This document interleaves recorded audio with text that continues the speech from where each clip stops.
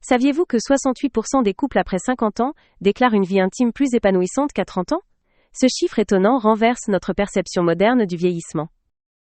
Comment les anciens percevaient-ils cette phase de vie que notre société moderne a transformée en tabou? Dans notre exploration des cultures à travers les âges, nous examinerons la sagesse oubliée de civilisations qui célébraient la maturité sexuelle comme un apogée. Des témoignages authentiques et l'expertise de spécialistes vous offriront une perspective nouvelle sur cette période souvent incomprise, révélant comment les traditions anciennes valorisaient ce que notre monde moderne semble avoir relégué au tabou. Imaginez-vous face à un vase grec ancien, où une scène dépeint un couple d'âge mûr partageant un moment d'intimité. Cette image contraste radicalement avec notre vision contemporaine de l'intimité après 50 ans. Avez-vous déjà remarqué comment notre société cantonne la sensualité presque exclusivement à la jeunesse? Cette perspective est pourtant très récente dans l'histoire humaine. Dans la Grèce antique, l'âge apportait une dimension précieuse à l'intimité. Aristote considérait que la maturité permettait d'accéder à une forme supérieure de plaisir. À Rome, les couples matures étaient célébrés pour leur maîtrise des arts de l'amour. Les textes évoquent cette sagesse du corps acquise avec les années. Contrairement à nos tabous modernes, la tradition tantrique indienne voyait l'union des corps atteindre sa plénitude avec l'âge, quand l'esprit avait suffisamment mûri. Les manuscrits chinois anciens décrivent des techniques intimes spécifiques aux personnes d'âge mûr, reconnaissant leur capacité unique à harmoniser les énergies vitales. Les sculptures Khajuraho en Inde, certaines fresques étrusques et les recueils poétiques japonais présentent l'intimité des personnes matures comme un art raffiné. Le corps vieillissant n'était pas perçu comme une entrave au désir, mais comme le véhicule d'une expérience plus profonde. Dans plusieurs sociétés traditionnelles, les aînés assumaient un rôle de transmission. Chez certains peuples polynésiens, les femmes âgées instruisaient les jeunes mariés. Dans plusieurs cultures africaines, des rituels permettaient aux hommes mûrs de partager leur savoir avec les jeunes générations. L'industrialisation et la société de consommation ont transformé notre perception. Les corps jeunes sont devenus des outils marketing, tandis que le vieillissement était présenté comme un problème. Cette vision mercantile a créé une fracture artificielle entre jeunesse désirable et maturité supposément asexuée.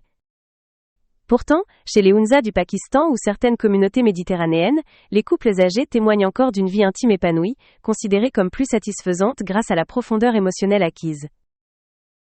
Alors que certaines cultures célèbrent la profondeur émotionnelle acquise avec l'âge, notre propre corps nous invite aussi à une révolution silencieuse après 50 ans.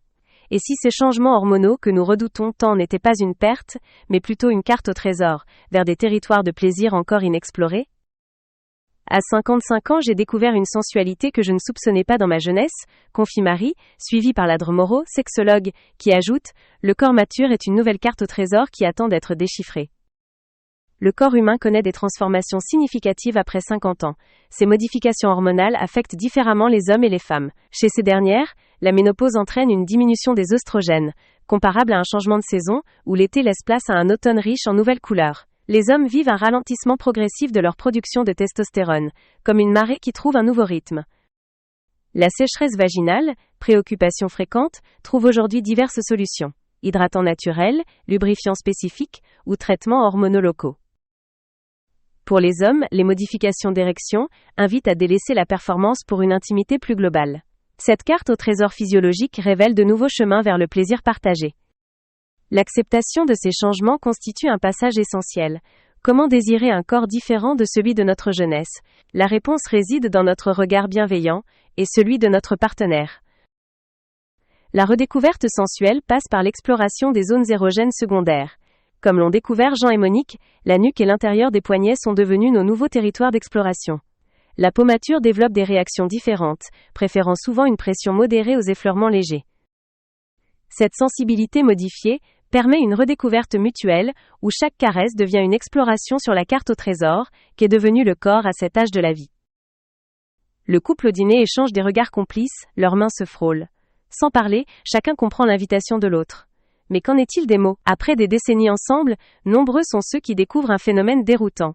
La communication intime devient paradoxalement plus difficile avec les années, comme si la familiarité, au lieu de faciliter les échanges, avait créé des territoires interdits dans le dialogue.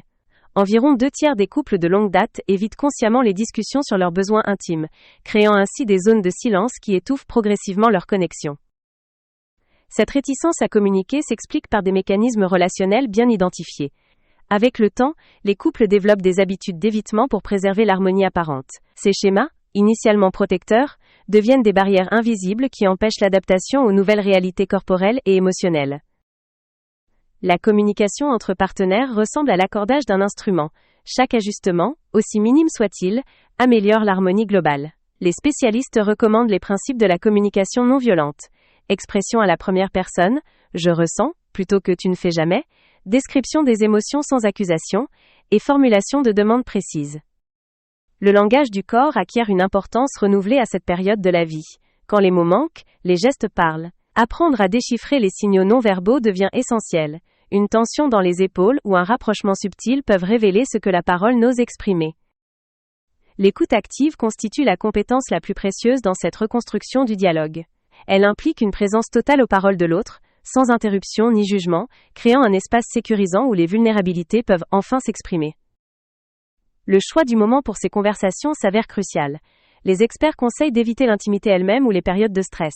Les moments de détente partagés offrent un cadre plus propice à ces échanges essentiels. Les couples épanouis après 50 ans instaurent souvent des rituels réguliers de communication, permettant d'actualiser la carte des désirs et des limites de chacun, évitant l'accumulation de non-dits. Au-delà des rendez-vous pour parler, c'est toute la temporalité de l'intimité qui se métamorphose après la cinquantaine. Cette transformation radicale du rapport au temps constitue peut-être la révolution la plus profonde de cette période. Des études neurologiques récentes démontrent que le cerveau mature accède à une forme de plaisir qualitativement différente, que les spécialistes nomment l'intégration sensorielle élargie. À 30 ans, notre intimité ressemblait à une course. À 60 ans, c'est devenu une danse, confie Bernard, 64 ans. Ce rythme nouveau, cette chorégraphie sensuelle qui s'établit entre partenaires, reflète précisément ce que les recherches scientifiques confirment. Le professeur Jean-Michel Delvaux explique que la neuroplasticité du cerveau mature favorise une temporalité plus lente et plus riche en connexions sensorielles croisées. Le cerveau après 50 ans intègre les sensations de manière globale, créant une expérience multisensorielle. Cette reconfiguration invite à une présence totale dans l'instant.